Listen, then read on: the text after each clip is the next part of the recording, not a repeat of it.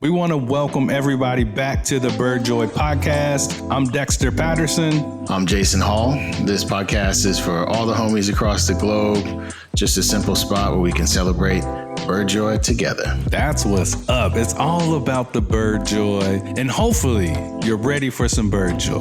Let's go. Let's go. So last week we just basically nerded out about birds for like 35 minutes, didn't we? Yeah, it was pretty great. The only thing missing was like a nice cold beverage and like a lawn chair, you know? Yeah, hopefully maybe the people listening, maybe they have that ice cold beverage. Maybe they're sitting in their lawn chair with their bins, with their Merlin app out, looking at some backyard birds that might be arriving here, late winter, early spring. Everybody's starting to see some newer birds are starting to pop up. It's kind of exciting. A couple little flycatchers here and there I'm hearing them popping up, and some fun shorebirds starting to show up, I think, in a couple spots along the coast. So it's gonna be interesting. Gonna be real interesting. It's so crazy. So you're out there, you're in Philly, I'm in Madison, Wisconsin. We definitely have two different perspectives of what this spring migration is like looking and feeling like. Yeah, for sure, man. Like I'm looking around river inlets and thinking about driving to the shore, what we do out here. And then we got, the songbirds don't show up in the mountains for a little bit yet. So not too much to do up there. But yeah, man. Like, I don't know what it's like out there. You guys have all that lake shoreline. That's different. That's a different kind of shoreline. Madison, we sit like the city of Madison sits on an isthmus. So we're basically surrounded by lake. Yeah. When you talk about lake habitat, that is definitely what we're dealing with. Really kind of lucky to be surrounded by some pretty nice old growth forests and some other things. So yeah, it's pretty sweet to be able to get kind of like that mixture of like the waterfowl coming in and shorebirds and stuff like that. But then those forests kind of go in, and a couple little flycatchers starting to pop their heads in. The blackbirds are back, which is kind of like when I start seeing the blackbirds, I get excited, man. Like I'm just like, red-winged blackbirds kind of slid in quick, Next thing you know, like a few days later, I'm hearing some grackles. Yeah. So you gotta love that. How far are you from Milwaukee? Like, so Milwaukee's like an hour. So that's not bad. Pretty nice. So I try to get to Milwaukee as much as I can, which is kind of cool because like with the club, we do a monthly event in Madison, but then we also have our Milwaukee club leader, Rita, who's leading up the things up there in Milwaukee. Milwaukee is the Great Lake, right? With Lake Michigan. They're like right on the flyway. So they get, I'm talking about like, I be looking at Milwaukee and I'm like, man, y'all got it all. It's crazy what they get. Like, I'm not going to say like we're not lucky in Madison. Lake Michigan is like an ocean. It's so big. The stuff that they get kind of flying through there is a little ridiculous. And then they have parks up and down that shoreline, which is really cool. We'll be up there in May for sure. We'll be up there in May for our little birdathon. That sounds lovely. Get up there and try to see as many birds as we can in a 24-hour period up there. And getting up to Milwaukee just makes a lot of sense. So we did it last year. It was a lot of fun. Close to 100 species. It gets crazy that time of year. That sounds lovely. I can't wait, man. I can't wait. I'm still getting a little bit of a shiver when I walk outside. So ready to go. About shivers. And you had mentioned, because I was like, spring's here, I told you. I told you to be careful. You're like, on Dex, and we're kind of probably in fake spring. And I'm out today, and guess what I saw? A few flurries. Had a few flurries. I was like, thanks, Jay. Fake spring is definitely here. I came back in the house and ate some hot food. I was like, you know what? Let me just stop being extra and just let me wait. I got to be patient, and that's one of the things you learn with birding is to be a little patient, slow down a little bit. But it's not easy because once you get started birding, the anticipation is high and you have no control over how quickly the clock turns and when the birds start coming back. You're looking at refreshing the birdcast page to see when the migration is going to happen, which is something we'll probably talk about in an episode. And you're just like, man, you start to see Florida light up and you start to see South Carolina light up and Georgia. And you're like, come on, please. It's happening. I know. I'm so excited, man. It's just, it's just these simple pleasures of birding. you know, which I think we're going to talk about today. Birding. You know, we keep saying birding.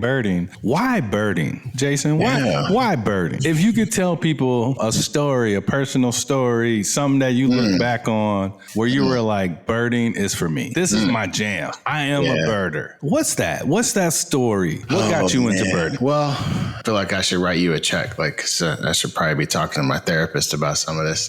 But birding, I tell people this, my spark bird was the tufted titmouse, sketching that bird in an environmental science class that I had in high school. And that was great, but I didn't necessarily know at that moment that I was going to be a birder. That was, I'll call that my spark bird just because it's what caught my curiosity. How about you tell the people what a spark bird is? Because, we talk about it as bird nerds and, some people might not know what a spark bird is because I talk about a spark bird and they were like, what is a spark bird? What is that an actual bird? Is it, what is a spark bird? It's a bird you use to jump your car when your battery's low. Right. In the middle of these cold Wisconsin, Philadelphia winters. No, so a spark bird is just probably your first formative memory that you enjoyed around the observation of birds, right? And so for a lot of people, it can be very common birds. It can be rare birds, like I'm sure somewhere around the United States, some people's spark birds are now American flamingos because of last summer's Hurricane Ida throwing everybody around. Was it Ida? But for me, that spark bird was a tufted titmouse. That's where my curiosity started. And it wasn't until years later where I was doing some of my formative birding in a place called Peace Valley, which is it's like call those things a reservoir a little bit north of me, a place called Bucks County. And I was, birding and I was having a good time and I was, logging my species and everything. And I was near something called Pooh Tree, like Pooh Bear, like Winnie the Pooh, right? And it's this tree that has this huge hole in it that looks like a little bear lives in there and eats honey, right? And you can walk in there and hang out with your kids. Like it's kind of fun. But it's starting to get to dusk and I'm just walking around and I'm, heading back to the car. And I turn this corner and just this big old great horned owl just looking me dead in the eye, And I had, up until that point, I had never seen an owl. Nonetheless, found one by myself in person. I remember I just took the worst photos I could possibly take. I had no idea how to work the light exposure on my camera or anything. I just remember walking back to my Jeep and just thinking man, this is wild. I don't even want to go home. I just want to stay here till morning and keep walking in this forest, And I think I had a lot of moments like that at Peace Valley specifically. And I think that year, which was probably 2010, 2011, is where I was like, that's it for me. I'm pretty sure this is going to be something I do for the rest of my life, man. The first time you hear one of those tufted titmouse and then actually see one, which is kind of really crazy, like you hear it and you're like, what is that? Right? Because it's one, especially when you're new, we're thinking about you're just getting into birding. To hear a tufted titmouse for the first time, you're like, what is that? Because it's not something you hear all the time. No, it's not. But that experience of finding or running into an owl for the first time, that changes you. Oh, it really I always does. tell the first time you have a stare down with an owl, I don't care what species it is. The first time that happens, you will never be the same. No. It's like you just stepped into a whimsical adventure. You changed immediately when you looked at that owl, right? Oh, yeah. Absolutely. No, immediately. You looked at that and wait a minute, what is happening to me? Yes. I am no longer the same person that I was 0.5 miles ago, whatever it was. You're into your journey. You are no longer the same person. No, you're not. And there's something about an owl that makes you feel like you're no longer in control of your own world, especially at dusk, because you're looking at it and you're like, all right, well, he or she can see me a lot better than I can see them. This is their hood. They about to go hunt. I'm just walking through here like a big dumb idiot. And you're just like, wow, what is going to happen for the next 9 hours that it's dark? What's this owl going to be doing? Is it going to eat good? It's going to eat good, right? Is it going to survive? Yeah, right. Like you're just like, yo, like, did I step into a Nat Geo episode or something? What is like, happening? But owls, I think, bring out that very primal curiosity, I guess I would call it, in birds, because owls are in so many things around our folklore and our storytelling from many different cultures. They're in a lot of children's books. You know, they sell lollipops if you're old enough to remember that, right? A 1, a 2, a 3. Yeah, you young folks, you got to go look that up. Yeah. Dating ourselves a little bit. Yeah, a little bit. But then when you see one in person, you're just like, the world is not so far away from me. Nature is not so far away from me, because this mystical creature I've heard about and people say they've seen, I've now seen one. You feel like you get inducted into like this club. Myself. I did that. And I still have friends. I have friends that are my buddy Jeff. He's on the board at In Color Birding. Like, him and his girlfriend Angela, they go out and they find like long-eared owls, and they still to this day are like giddy little children when they find them, and they're experienced birders. Matter of fact, everyone I know that does that. One of our other board members, Katrina, I remember her texting us, and she was at a park in Philly where there was like 5 fledged screech owls flying around or something, and I'm just like, that's insane. Like, I don't trust people that aren't excited by owls. They're not allowed to be friends with me. I mean, the thing is, I can understand if they're like not excited because they're in awe. Yeah, that's fine. What is this? You know, but if they're just ho hum, nah, you got to get out of here. Yeah. We might not be on the same vibration. You're gonna get sick of me talking about that owl that we just saw, and you're not excited to see it, but I will not shut up about it. Yeah, and I'm gonna be so excited about it. Dude, do you remember that? Do you remember that one owl? Yeah, that we saw at this one play? I will never stop talking about it. It's a really good point, because it actually becomes an anchor for you to form a community and a friendship, like other people that you're able to see it with. Dope, man. I'd love it. I always tell people that birds are like this window into the wonder. And hearing you talk about how you got into birding, you mentioned the tufted titmouse, but then the great horned owl. It is kind of like that glimpse into the wonder. And it's so cool because like as kids, we have like these great imaginations. We could be anything. I think this is what I love about kids most is not only are they like super honest, but they're so creative. If we can that's what I kind of like think about when I think about birding, is it like really kind of takes me back to being like that little dude. And you have a little dude. So like, I'm sure you're kind of seeing this right now, but like, this is like the coolest part about being a little dude or a little person, little girl, whatever, our imagination.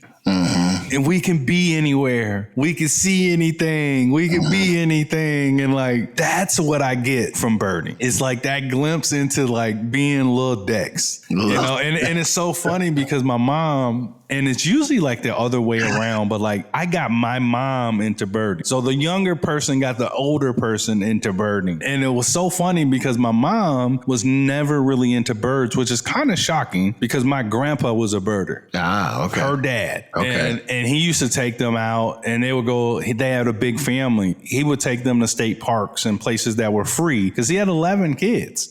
You know what I mean? So when you think about being a father of 11, it was the free stuff that they had to do. He would say, pay attention. And they'd be out camping or something and it'd be the owl, right? And he'd be like, just listen. Grandpa was always telling them to pay attention. I got that bug, you know, which is really weird because my mom was not really into birds. All of a sudden she was like, my son is really into birds. Like, why? You know, like it made my mom kind of curious. Like, wait a minute, what? Dex really likes birds. But like she said something to me one day and she said, I haven't seen you this happy since you were a little boy. Oh, wow. And right. So when I talk about that thread of like, it makes me feel like a little kid again, that imagination, the window into the wonder, that's it for me, bro. That feeling is where I was like, birds and birding are for me. Yeah. Right. Yeah. And I've had that same thing with the spark birds, but like that feeling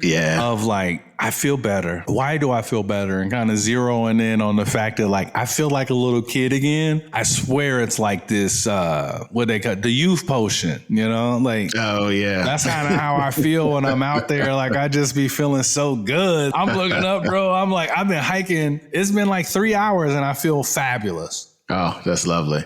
Right? That's lovely, brother. That's lovely. So, you know what the cool part is? When we go out with other folks, other newbies, you know, baby birders, as you like to call them, and we introduce them to a new species that they've never seen, you can watch that person turn into little whoever. Yeah. Like you can watch them reconnect with a level of curiosity that they may not have felt, a level of wonder they may not have felt for quite a while for various reasons, because adulting is hard. Right? You know, so that's, you know, that's just for the adults. It's even better when you do it with actual kids and you see them actually able to take advantage of the wonder of the real world, go from imagining what a bald eagle looks like, and then staring at one and seeing one. 3 blocks, 3 blocks from your neighborhood, right? It's mind blowing. It changes you. It really does. It really does. And I love the way you talked about that return to the foundations of your childhood mind and your childhood curiosity and your childhood heart. You know, like that's really, we don't talk about that enough. And I would argue that the most advanced, experienced birders in the world still are chasing that feeling. You know? They're chasing that. I love, so we talk about the outdoors, right? The lack of people like you and I that look like you, look like me, look like our peers, look like our homies. Yeah. Why aren't we outside? When people ask why birding, because I'm like, you know what? Birding is that conduit to getting outside for me. Yeah. And when we get outside, and it's so funny when we're talking about like this connection to being little again, little Dex, little Jason, the little homie in us, when we see a bird, that feeling. But do you also remember when we were younger, we also spent more time outside? Oh yeah, absolutely. Absolutely, man. We didn't have as much, right? And we're not going to get on here and sound like old fogies or anything. There wasn't as much for us to do indoors back in the day. You could read, you could watch TV, but you had no control over what you were watching. It was whatever was on TV. And Saturday cartoons. Yeah, like you had like a few hours of Saturday cartoons, and then like the news came on, and you're like, all right, I guess I better go outside now. Yeah, But I had 2 younger brothers, and most of the places we lived in California and Mississippi and Pennsylvania all had some general access to the outdoors and green space. Matter of fact, in California, when I grew up in Altadena, California, which is like in the foothills, the suburbs of Los Angeles. We had a big yard, bunch of fruit trees. So like my parents would just be like, go outside. If you want a snack, climb the avocado tree, climb the persimmon tree, grab an orange or a grapefruit. We had Chinese pears and grapevines. So like we would be outside all day, just like Lord of the Flies, And that was pretty formative for me, right? Because something that we'll talk about probably in other episodes is just a level of comfort and safety in the outdoors, right? And so because I was exposed to that, there was a level of comfort I felt with going to walk in the forest in dusk, right? When I saw the owl, I wasn't necessarily afraid of the forest, right? I'm afraid of a lot of other stuff, but not the forest, right? Like you said, that birding is the thing that gets you outdoors. Birding was the thing that helped me stay outdoors, right? Because I very easily could have fell into, just the full rat race of life and everything else and all the glitz and glamour of being an adult, I guess, not feel that wonder anymore, And so, yeah, I fully agree with you. And, the best part about birding is even if you don't do it for 3 months, it's there waiting for you.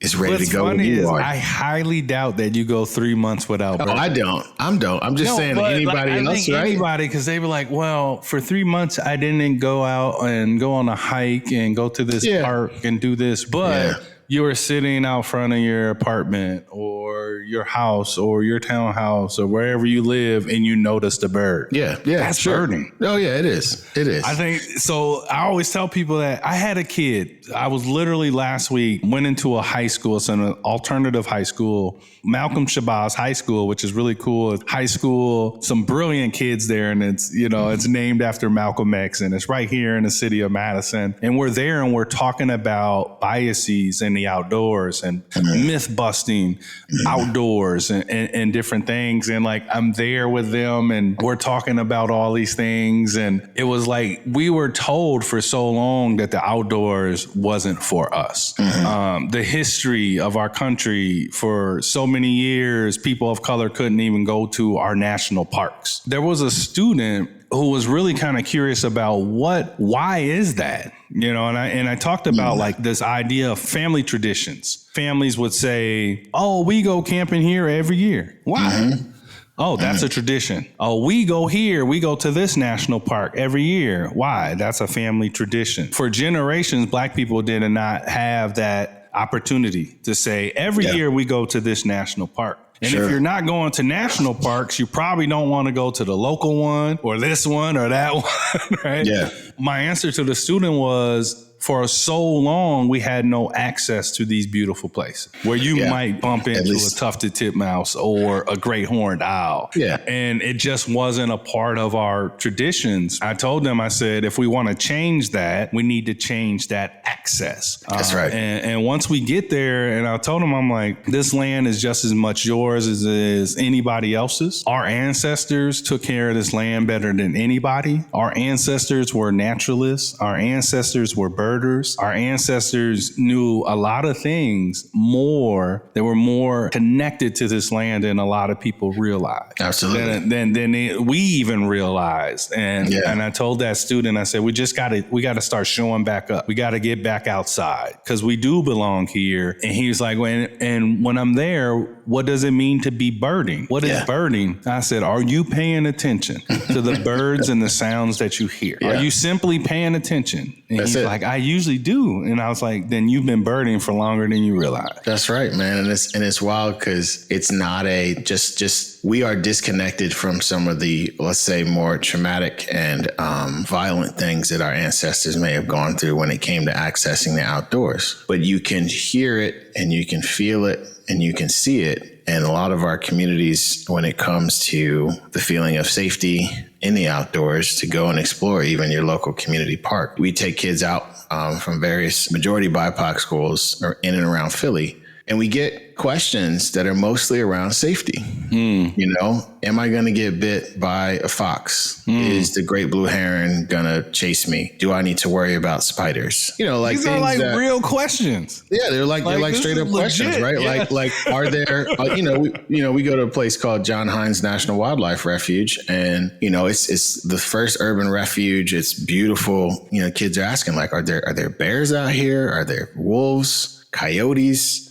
Right? No one was able to, I guess, up until that moment, answer those questions necessarily. And so we love doing that, right? Because breaking down those barriers is what's going to get people to return to the space, right? And like you said, our ancestors were already outdoors. A lot of us were already outdoors. The difference is now we're bringing it to the surface. There are just a number of organizations trying to get Black and brown folks outside specifically for the observation and enjoyment of nature, right? We've been outside for a bunch of different things, but particularly for the observation and enjoyment of nature. And there's a lot of groups that are focusing on sustainable hunting and foraging practices. Like there's just all this beautiful stuff happening. And to me, it's less of a let's get outside once and for all and more of a let's return to the outside and take the things that our ancestors fought for and some of the trauma that they endured. And let's flip that into joyful access to the outdoors. Let's flip that into bird joy. Let's flip that into making sure that every second we are out there, we are honoring them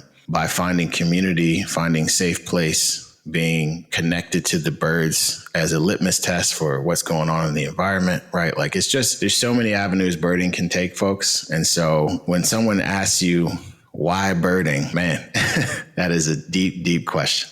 Yeah, there's so many avenues, like you said, but there are so many benefits. And when we continue to center around this question of why birding, there are so many benefits of birding. It's so much bigger than just a recreational activity or this new hobby. You and I, we've had conversations about the benefits of birding for us as individuals. And we can go deeper into that as we continue to grow with the pod. But it was like these mental health benefits, whether it's facing trauma, recovering from trauma, releasing anxiety from just kind of the rat race of life in general, of being people of color in this country and just people as general. Like times are hard. People are struggling. Release mental health benefits, whether it's depression, anxiety, all these different things, being outside, that helps. And then it's like these physical health benefits of like just kind of getting outside and forest bathing and the research behind being outside and simply just being in nature and hearing bird calls lowers cortisol levels and all these different things, like these physical health benefits of just being outside and nature, right? Access in nature. And for us, you mentioned last week, the on-ramp is birds. Yeah. And we're outside, we're enjoying birds. We're not just enjoying birds. It's hard to enjoy birds and not enjoy everything else. Not enjoy the running water, not enjoy the vitamin D from the warm sun, not enjoying the wind, not enjoying the fresh oxygen, not enjoying hearing all these different sounds, be it birds or bugs or frogs or squirrels or whatever, right? It is just like, it's so much more than the birds. Yeah. So I start thinking about, man, there are so many benefits of birding and being a birder, just purely recreational. It's fun for me. And I think a lot of people are really like, they're kind of torn when they see how we bird. Like this stuff makes us happy and it like gives us energy and we're excited and we're being goofy about it. And it's like, because it's fun. It is a recreational activity. It actually is fun to us. And I think that's what a lot of people are shocked about is like they get outside and they find themselves, they're paying attention. That means you're birding, but you're also having fun. Yeah. And it's wild because the fun part, I will tell you, for the most part, I think is defined by the community you surround yourself with when you're birding. Talk to them. And like, so it's the, and maybe we can talk about our recent birding trips, right? Like, so I just went out, my little bird nerd moment of the week. I went to chase a red-flanked bluetail, which is a bird that should be in Siberia. Not here. Yeah. Not in America. Definitely not in someone's backyard in the Pine Barrens of New Jersey. But I was out there by myself and I was standing there for like 90 minutes by myself. I wasn't seeing this bird and it was getting on my nerves and I was hungry. And it's weird, right? Because I'm in somebody's yard and the folks that own the property, like I didn't meet them, but they had signs up. I had heard they're really nice to everybody, right? So that was great. It made me feel comfortable. Very clear, like, you can stand here, park here.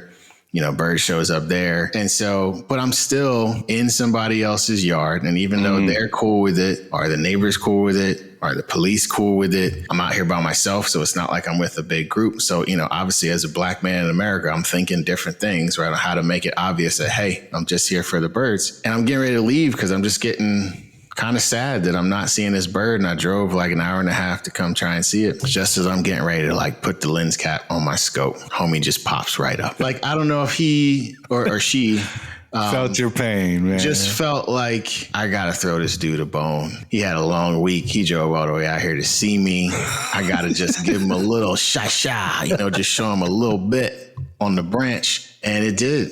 I'm pretty sure it's a female. She gave me like 5 seconds and that's all I needed. And it made me so happy. But the key there was texting my wife, got it. Exclamation points, she's giving me the heart emoji. She's happy I saw it. Texting my bird homies, hey, I saw the thing. They're happy for me.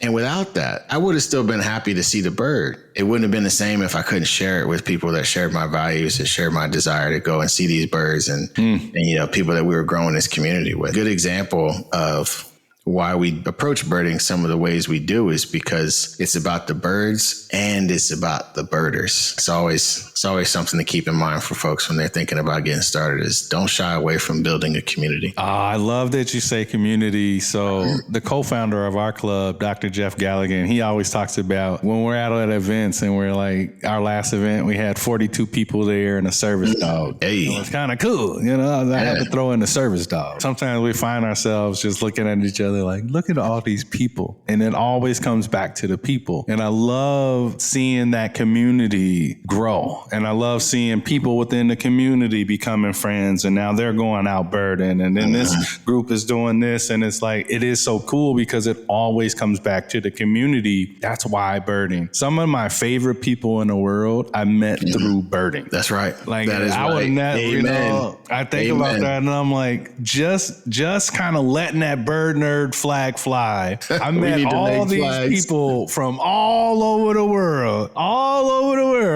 And I just love these people dearly. And I would have never freaking talked to them if they didn't know I was a bird nerd. I know. That bird nerd flag is flying high. Yeah. We need to actually make those bird nerd flags. We might need them. We might need them. But I agree with you 100%. It's the community. And I would say for me, it's also embracing the idea of being a bird nerd. This week, you talked about your bird nerd moment of the week. And for me, it was like, it's kind of like early spring migration is happening. So like we started hearing red-winged blackbirds. And then all of a sudden, I started hearing some grackles. And I was like, oh.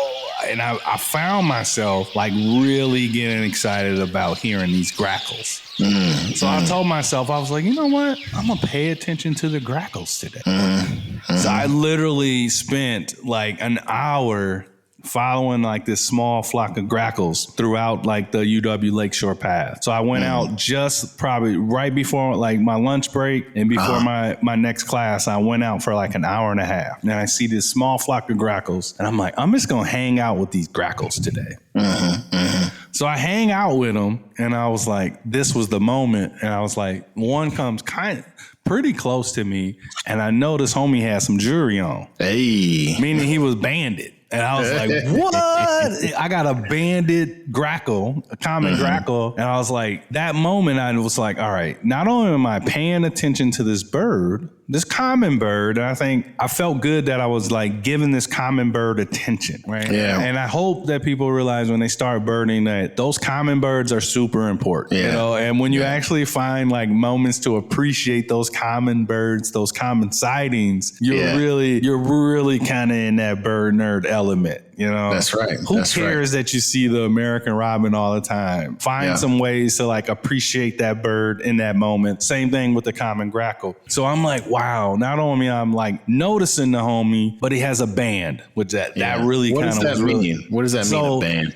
He's been banded. People all over the world, they do bird banding. And what they'll do is they set up like these, they call mist nets. And mist nets allow you to capture birds. And they capture the birds and they band them. They put these little tiny aluminum little bands with numbers on them. And they're actually assigned numbers through the U.S. government where you're able to track birds. And you're tracking population. You're tracking their migration patterns. You're tracking where this bird may go. So it's citizen science. It's science as a whole. It's research as a whole, is data collection. And it was really cool to see this bird with a band on. And I did my best to get a nice series of the bird, but I missed the last two numbers of the band. So I got all the information off the band, but the very last two numbers. And I still emailed the BBL to try to see if I could get some information on like where this bird was banded, who owned the band. So I'm hoping that they email me back despite not having those last two digits. But it was kind of cool to see that, but then also start to appreciate those little things about the common grackle. And I was looking at a male, and it's about 2:00. The sun's shining pretty good, and it's hitting the grackle in a nice little way where you can actually see that the iridescence in the feathers. And I was like, so many people ignore this bird and like have no clue like how beautiful it really is. You know how many people I got with the iridescence on a grackle?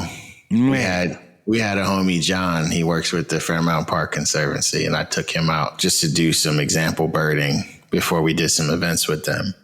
And we had a grackle, and it was down like a little creek in the summer, like a little stream of water, very peaceful. And this grackle's down there just getting a drink of water, just chilling. And I was like, John, take these binoculars, look at that bird. And then when you see it turn towards the sun, watch the color.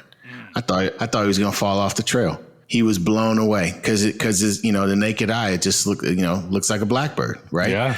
And there's a lot of different species of blackbirds around us. But when that grackle hit that angle for the sun, I thought his heart was going to burst out of his chest, right? And to this day, he's like, that's my favorite bird because it was an immediate change in perspective. Yeah. You cannot look at a grackle the same way, or a blackbird in that sense the same way. Like every blackbird you look at, you're going to be like, oh, is it actually black? Is it brown? Does it have iridescence? Is it a grackle? Is it a red-winged blackbird? Is it a rusty blackbird? Look those up, people. Those are dope. That's awesome, man. That's beautiful, man. It sounded like you had a nice lunch break that day. Yeah, it was like, and then it was like the grackle led me to be like, the mourning dove. Another really common bird. And then I spent some time with the mourning dove, and like when they start cooing, you can notice like these iridescent patches of color in their necks that you typically don't see. I mean, they have the beautiful eye ring, and like those birds there's so many colors in a mourning dove. They're kind of like this watercolor, and like people, they just think they're dumb, and they're so common. But then like you don't really pay attention to like how beautiful, how intricate the colors are on them. And I did the same. So I moved from the grackle to the mourning dove, and then I get that moment. It's cooing. And I see the blue and the gold in its neck kind of pop, and I and I was like, this is crazy. I found myself nerding out about these common birds. Keeps happening. That's when that's good birding. Don't get caught up. Like people ask me, what is birding? Don't get caught up in the list stuff. Don't get caught up in like the big year competition part of it. Find yourself appreciating those normal birds, those normal sightings, like the common grackle and the mourning dove and the house finch, like we talked about in the past, or a downy woodpecker or whatever it might be. Enjoy that bird in that moment because there's always something to see. And it's wild because grackles, as common as they are threatened. They have had significant losses to their populations. Having someone be able to experience those birds firsthand and then now have information about their well-being, that creates agency for a human to take interest and put effort into conservation, the decisions that are happening in their communities, right? If you say, well, this open green space that we had, we normally have these big flocks of grackles, and someone comes in and is like, oh yeah, we're going to build a bunch of townhomes. Now you have some agency over, I don't want that to happen to my grackle homies, right? And you can at least be able to speak up from a point of connection with the environment that you're in. So yeah, man, I don't know if we did it justice explaining to people why birding, but I think we did our damn best, didn't we? We tried. There are so many reasons beyond being an amazing hobby, recreation, the mental, physical health benefits, community, the window into the wonder. Childlike. There are a lot of reasons, and hopefully, if you're hearing our voice today, you're going to start to pay attention. And if you're paying attention, you're birding. That's right. That is right. Should we boogie out of here? This has been a fun one. This has been a fun one. Is there anything coming up, that you're excited about? I was thinking about, bro, like literally last night, I go outside, I take my dog out late just before bed to just, let him do his thing. And I heard paint, paint. And I was like, that's a timber. That's an American woodcock. And I was like, hold on, let's walk this way. And it was me. I was like, oh my God, the woodcocks are back. So I'm pretty excited about that. And we actually are doing a woodcock walk. We do one every year with our club. We're in a unique place where we get them, and this is where they come to do their sky dances and stuff. So I'm super excited about that. I heard my first beep, beep, beep last night. So I'm super excited. Dude, that's so amazing, man. We have a whole budding community over here of people that really, really really love the American woodcock for multiple reasons. Matter of fact, I'm pretty sure I posted a video on my Instagram of the you did recently. It was like the adult showing the little one how to dance. You know? I had to share that one.